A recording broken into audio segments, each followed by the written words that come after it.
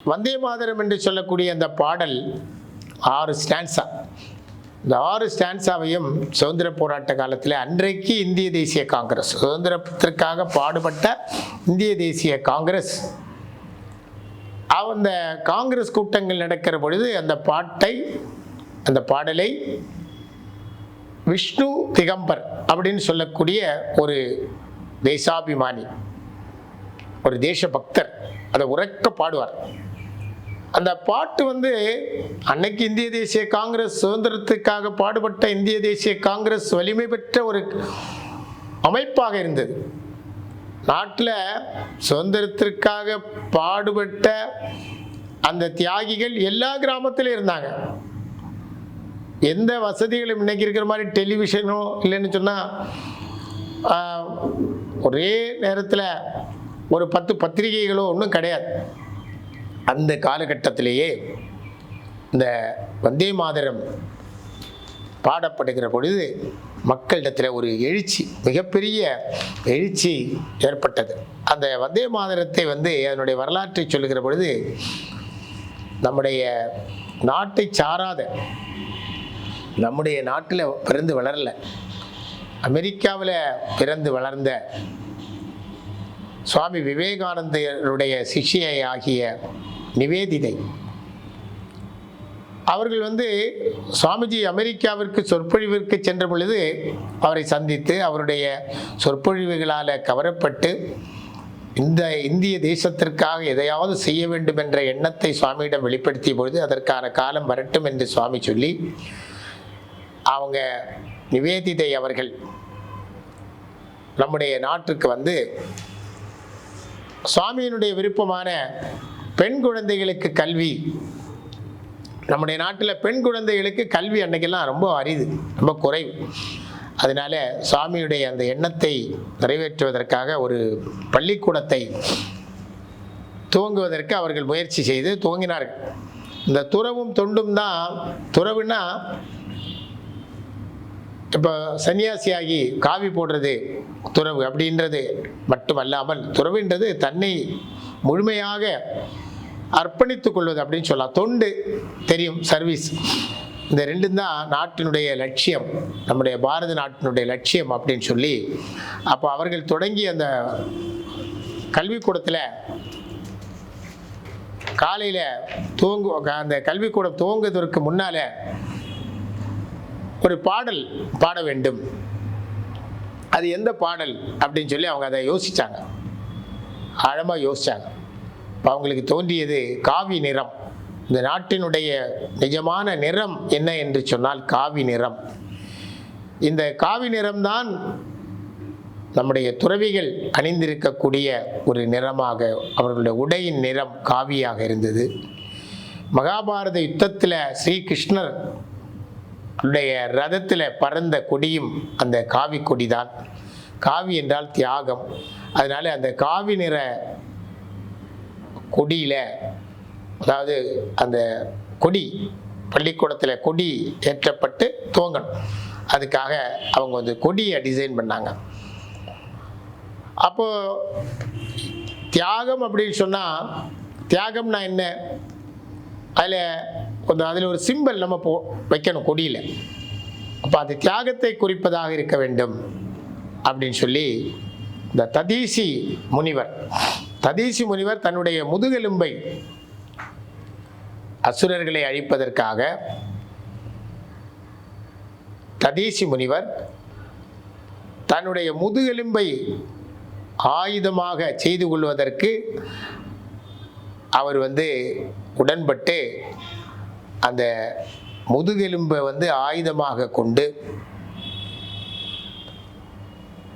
அந்த யுத்தம் நடத்தப்பட்டதாக நம்முடைய புராண வரலாறுகள்லாம் சொல்லுகிறது.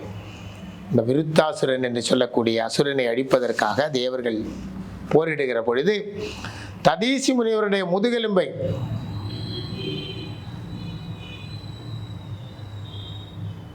ஆயுதமாக செய்து, அந்த ஆயுதம் நம்முடைய இந்த அசுரர்களை அழிப்பதற்கு பயன்பட்டதுனால அதை தன்னுடைய கொடியினுடைய ஒரு சின்னமாக பொறித்து வந்தே மாதரம் என்று சொல்லக்கூடிய பாடல் வரிகள் அந்த கொடியில் இடம்பெற்று நம்முடைய நிவேதிதை அவர்களுடைய பள்ளிக்கூடத்தில் இசைக்கப்பட்டது என்றது வரலாறு. அந்த வந்தே மாதரத்தை நம்முடைய தேசபக்தர்கள் முழங்கினாங்க. தடியடி அவங்க எத்தனை தடியடிகளை தாங்கினோம், எத்தனை செக்கிழித்து வாடினர்னெல்லாம் பாட்டுகள்லாம் உண்டு. அப்போ இந்த தடியடிகள், சுதந்திர போராட்ட வீரர்கள் மீது தடியடி விழுகிற பொழுது அவர்கள் தங்களுடைய வலியை தாங்கிக் கொள்வதற்காக முழங்கிய கோஷம் வந்தே மாதரம். அந்த வந்தே மாதரம் எப்படிப்பட்ட ஒரு தாரக மந்திரமாக இருந்தது சொன்னால், திலகர், பாலகங்காதர திலகர், அவர் தான் அன்னைக்கு சுதந்திர போராட்டத்தினுடைய மிகப்பெரிய ஒரு தலைவராக விளங்கினார். அவருடைய பேச்சை கேட்பதற்காக மட்டும் லட்சோப லட்சம் மக்கள் வந்து குவிந்தார்கள். அப்படிப்பட்ட திலகரை கைது செய்து சிறைக்கு கொண்டு போகிற பொழுது எங்கு பார்த்தாலும் வந்தே மாதர கோஷம். அப்போ அந்த வந்தே மாதர கோஷத்தை கேட்டுட்டு திலகர் சொன்னாராம், இந்த நாடு விடுதலை பெற்றுவிடும் என்று நான் உறுதியாக நம்புகிறேன். காரணம், இந்த வந்தே மாதர கோஷம் என்னுடைய காதில் ஒலித்து கொண்டே இருந்தது. அந்த கோஷம் என்னை இந்த நாடு விடுதலை பெற்றுவிடும் என்கின்ற நம்பிக்கையை பெறச் செய்கிறது அப்படின்னு சொல்லி சொன்னார். சிறையை விட்டு வெளியே வருகிற பொழுது பார்த்தீங்கன்னா, வந்தே மாதரம்னு சொல்லி முழங்கினவங்க எல்லாம் பிடிச்சி ஜெயிலில் போட்டிருந்தாங்க. அவர்கள் தாக்கப்பட்டார்கள், எல்லாம் சிறையில் இருந்தாங்க. அப்படி வெளியே வரும் பொழுது அந்த கோஷம் அவ்வளவா கேட்கலை. காரணம், ஆங்கில ஏகாதிபத்தியம் வந்தே மாதரம் பாடப்படக்கூடாதுன்னு சொல்லக்கூடிய ஒரு பெரிய ஒரு விஷயத்தை, ஒரு அடக்கு முறையை கட்டவிழ்த்து விட்டிருக்கிறார். வந்தே மாதர பாடல் இப்படி தேசபக்தி பாடலாக, சுதந்திர போராட்ட வீரர்களுடைய பாடலாக, உணர்ச்சியை தூண்டும் பாடலாக அப்படியே காங்கிரஸ் மாநாடுகள் எல்லாம் பாடப்பட்டு வந்த பொழுது அங்கே இருந்த காங்கிரஸில் இருந்த மாற்று மதத்தை, இஸ்லாமிய சமுதாயத்தை சார்ந்த தலைவர்கள், நாங்கள் இந்த வந்தே மாதரம் பாடுவதை அனுமதிக்க முடியாது. காரணம் என்னவென்றால், இந்த வந்தே மாதரத்தில் லக்ஷ்மி, சரஸ்வதி, துர்கா அப்படின்லாம் வருது. லக்ஷ்மி, சரஸ்வதி, துர்கா எல்லாம் எதற்காக அந்த பாடலில் இருந்தது அப்படின்னா, பங்கிம் சந்திரர் ஏன் அந்த பெயர்களை வைத்திருந்தார் என்று சொன்னால், நாம் இந்த நாட்டை, நம்முடைய தேசத்தை, நம்முடைய பாரத மாதாவை துர்காவாக, லக்ஷ்மியாக, சரஸ்வதியாக கருதுகிறோம் என்பதற்காக அவர் புகழ்ந்து அந்த வரிகளை எல்லாம் சேர்த்திருந்தார். ஆனால் நாங்கள் யாரையும் வணங்க மாட்டோம், நாங்கள் எங்களுடைய தெய்வமான, எங்களுடைய கடவுளான ஏக அந்த அல்லாஹ்வை தவிர நாங்கள் யாரையும் வணங்க மாட்டோம், நாங்கள் பூமியை வணங்க மாட்டோம், பாரத தாயை வணங்க மாட்டோம், அதனால் நாங்கள் இதை பாட மாட்டோம் என்பதாக அவர்கள் சொன்னதுனால 3 ஸ்டான்ஸாக எடுத்துட்டாங்க. அடுத்த 3 ஸ்டான்ஸாக தான் இருந்தது. அதெல்லாம் வரலாறு. அதை திருப்பி நம்ம அதை ஒரு விமர்சனமாக நாம் எடுத்துக்கொள்ளவில்லை என்றாலும் கூட, ஆனால் உண்மையான வரலாறு இதுதான். வந்தே மாதரத்தை பற்றிய வரலாறு அதுதான். என்ன சுஜலாம் சுபலாம் மலையஜ சீதலாம் சஷ்ய சியாமலாம் மாதரம் இப்படி தொடங்கும். ஒரு 6 ஸ்டான்ஸாக இருக்கும். என்ன அதனுடைய பொருளாக இருக்கும்? தமிழில் சொல்லுவோம். நாம் பெங்காலியில், அவர் பெங்காலியில் தான் அந்த பாடல் எழுதியிருந்தார். பங்கிம் சந்திரன் அவர் பெரிய அரசு அதிகாரியாக இருந்தவர். அரசு அதிகாரியாக இருந்து சுதந்திர போராட்டத்தில் நேரடியாக ஈடுபட முடியாது என்றதுனால அவர் பல விஷயங்களையும் அதிகாரியாக இருந்து கொண்டே செய்து கொண்டிருந்தார். இப்போ அந்த வந்தே மாதரத்தினுடைய வரிகள், சில வரிகளுடைய அர்த்தம் என்னன்னு சொன்னால், எத்தனை நீர்நிலைகள், ஏன் இந்த பாரத நாட்டில் எத்தனை நீர்நிலைகள், எத்தனை ஆறுகள், எத்தனை கனிகள், எத்தனை சுவைகள், பூவுலகில் இந்த பூமி சொர்க்கம் அன்றோ அப்படின்னு தொடங்கும். முழுக்க நான் சொல்லலை, இதுதான் அர்த்தம். நம்முடைய நாடு இந்த பூ உலகத்தில் ஒரு சொர்க்கம் இல்லையா அப்படின்னு சொல்லும் பொழுது நமக்கு என்ன உணர்வு ஏற்படுகிறது? ஒரு தேசபக்தி, நம்முடைய நாட்டின் மேலே ஒரு பக்தி, அதுதான் ஏற்படுது. ஆனால் அன்றைக்கு இந்த பாடலுக்கு எதிர்ப்புகள் தெரிவித்து இந்த பாடல் முழுமையாக பாடப்பட முடியாமல் 3 ஸ்டான்ஸாக மட்டும். அப்புறம் ஜனகணமன வந்தது. ஜனகணமன நம்முடைய நாட்டினுடைய தேசிய கீதமாக அறிவிக்கப்பட்டது. தேசிய கீதத்துக்கு மரியாதை கொடுப்பது நம்முடைய நாட்டில் பிறந்த ஒவ்வொருவருக்கும் கடமை. ஆனால் இந்த வந்தே மாதரத்திற்கும் அதற்கான மரியாதையை கொடுக்க வேண்டும் என்பதாக சொல்லியிருந்தார்களே தவிர, நீண்ட காலம் ஆட்சி செய்த காங்கிரஸ் கட்சி வந்தே மாதர பாடலுக்கு உரிய அரசு அங்கீகாரத்தை கொடுக்கவே இல்லை. இப்போ 150வது ஆண்டு வந்தே மாதரம் 150வது ஆண்டு கொண்டாடப்படுகிற பொழுது நரேந்திர மோடிஜி அவர்கள் வந்தே மாதரத்திற்கு ஒரு அரசியல் அங்கீகாரத்தை, கான்ஸ்டிடியூஷனல் ரைட்ஸ் அதை உருவாக்கி கொடுத்திருக்கிறார்.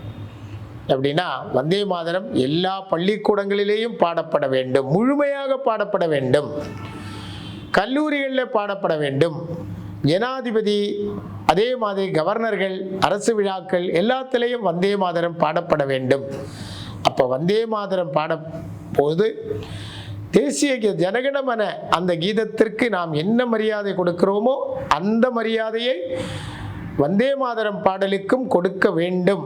எல்லோரும் எழுந்து நிற்க வேண்டும், மரியாதை செலுத்த வேண்டும்ங்கிற ஒரு அரசியல் உத்தரவு, கவர்மெண்ட் ஆர்டர் வந்திருக்கு. இது இந்த நரேந்திர மோடிஜியோட ஆட்சியில் எவ்வளோ 150 ஆண்டுகளாக இருக்குது.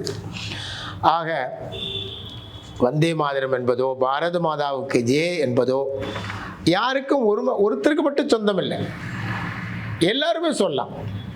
அவரவர்களுடைய மதம் அவரவர்களுக்கு, அவரவர்களுடைய மொழி அவரவர்களுக்கு, அவரவர்களுடைய ஜாதி அவரவர்களுக்கு. ஆனால் சில விஷயங்கள் பொதுவானவை.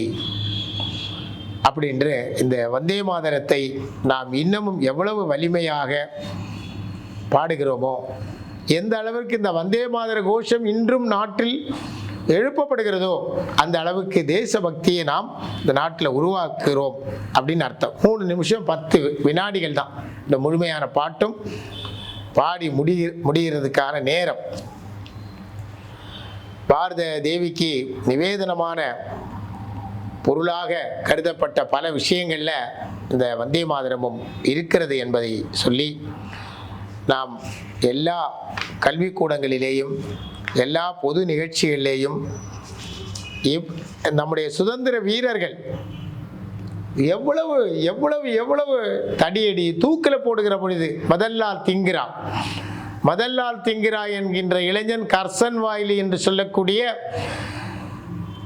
அந்த ஆங்கிலேயரை இங்கே வங்காளத்தை பிரித்த வங்கம் பிரிகிற பொழுது வங்கப் பிரிவின் போதுதான் இந்த வந்தே மாதரம் வலுவாக எல்லா இடத்திலையும் ஒலித்தது. அதை அந்த வங்காளத்தை பிரித்த கர்சனை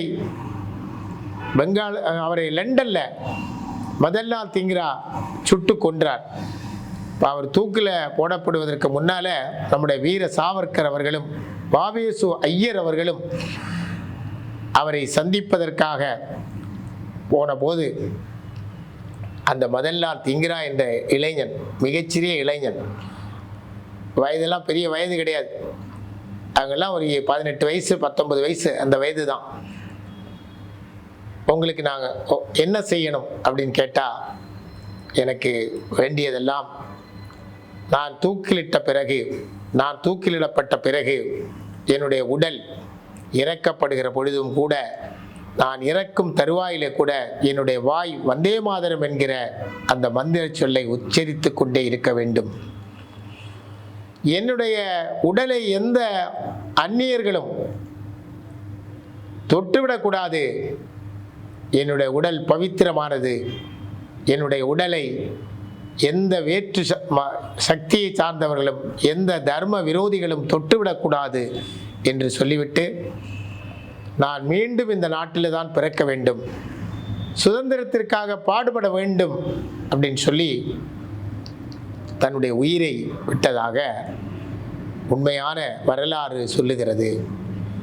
ஆகவே இது மாதிரி பல வரலாறுகள், மறைக்கப்பட்ட வரலாறுகள், சொல்லப்படாத வரலாறுகள், நம்முடைய குழந்தைகளுக்கு நாம் சொல்லித்தர வேண்டிய வரலாறுகள் நிரம்ப இருக்கின்றன. அதையெல்லாம் நாம் நமக்கு நேரம் கிடைக்கும் போதெல்லாம் பேசுவோம். நன்றி, வணக்கம்.